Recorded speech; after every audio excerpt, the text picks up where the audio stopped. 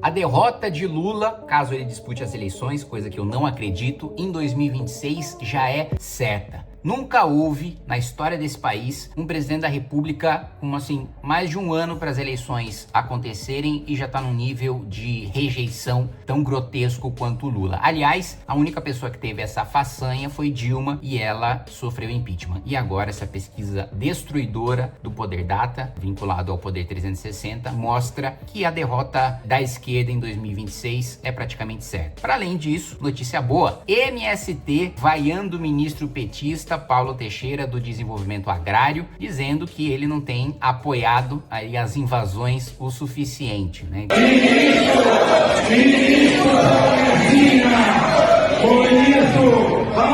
Então o MST fez o L e está desapontado com a falta de apoio do ministro em relação a invasões do MST, inclusive da MST. Só tenho uma coisa a dizer para vocês: façam o EL. Vamos lá? A aprovação do governo Lula, 79 anos, continua em queda. A desaprovação em alta. Tudo piorou um pouco para o petista de março para junho, embora as oscilações tenham ficado dentro da margem de erro. Só que as curvas mostram uma degradação contínua em 2025. O levantamento foi feito de 31 de maio a 2 de junho, já foi, portanto, capaz de captar o impacto da fraude do INSS.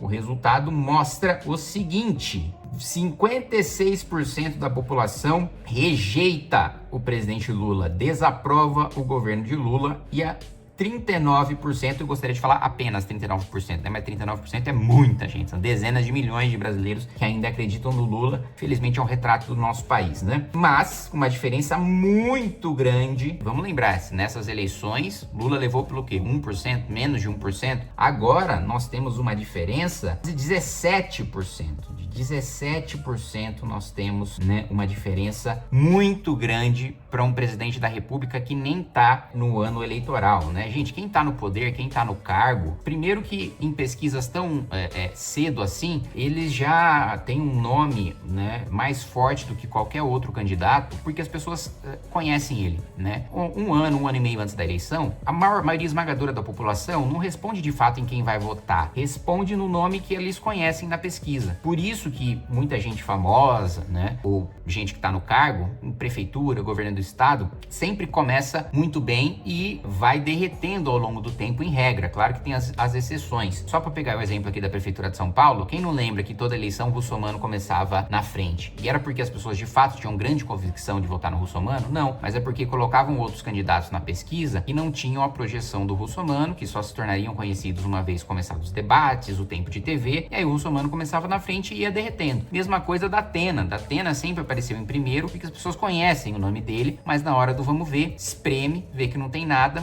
no debate, na eleição, no tempo de TV, e ele acaba derretendo. Mas fato é, por que eu tô dizendo isso? Porque era pro Lula tá muito forte agora. Era pro Lula tá muito forte. E veja, com várias medidas que ele toma na tentativa de retomar, né, o eleitorado, né? Então ele propõe a isenção do imposto de renda até 5 mil, e ele não corrige toda a tabela do imposto de renda, né? Dá isenção para quem recebe até 5 mil, mas todas as outras faixas que faz uma medida provisória do setor elétrico que destrói o setor elétrico no médio e longo prazo para conceder descontos a 60, 70 milhões de brasileiros. Então, assim, são várias medidas, vários pacotes na tentativa desesperada de retomar popularidade, e nada funciona. E não é nem que se mantém no mesmo patamar, não, ele piora.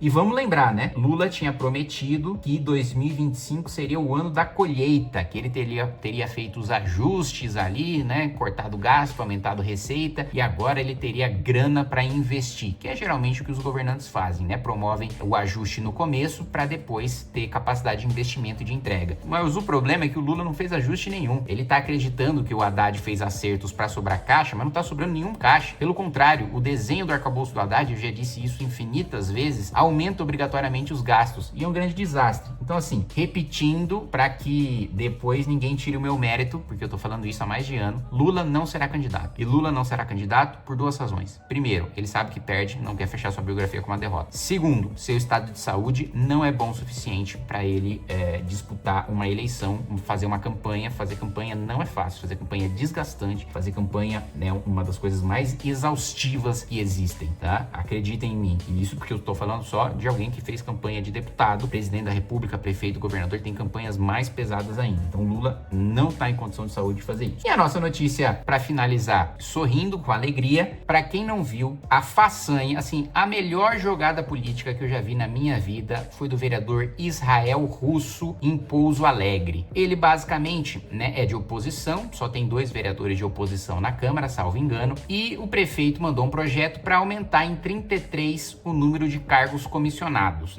Claro, queria mais mamata, mais cabides de emprego. A base do governo, os vereadores da base, claro, votariam a favor do projeto do prefeito e contra a emenda do Israel Russo. Mas o que aconteceu? Um militante do MBL, foi cobrar o vereador líder do governo em relação a esse aumento de cargos. O vereador não aguentou ser questionado e furtou o celular desse militante, e aí ele estava se resolvendo com a polícia militar. Muito bem, o líder do governo não estava em plenário. O que Israel Russo fez? Ele votou contra a própria emenda, que diminuía de 33 cargos para 7, porque ele sabia que os outros vereadores, sem a orientação do líder do governo, não saberiam aquilo que estava sendo votado e não saberiam como votar. Então os outros vereadores, vendo que a oposição votou não, decidiu votar sim. Isso, gente, é um reflexo do que acontece também no Congresso Nacional em Brasília, Não é só coisa de Câmara de Vereadores de cidades por aí. No próprio Congresso Nacional, a maior parte dos parlamentares, votam de acordo, e não é só do governo não, viu? Gente da oposição também, boa parte não sabe o que tá votando e vai de acordo com a orientação. Então o que aconteceu? A base do governo votou a favor de 7 cargos em vez de 33. A emenda foi aprovada. Ronaldinho Gaúcho! Uma jogada de mestre de Israel Russo, que votou contra a própria emenda, porque sabia que os vereadores desqualificados que são, votariam no contrário só porque ele é de oposição. Então falaram, bom, não tem o líder do governo aqui, mas é só a gente votar contrário à oposição. Genial!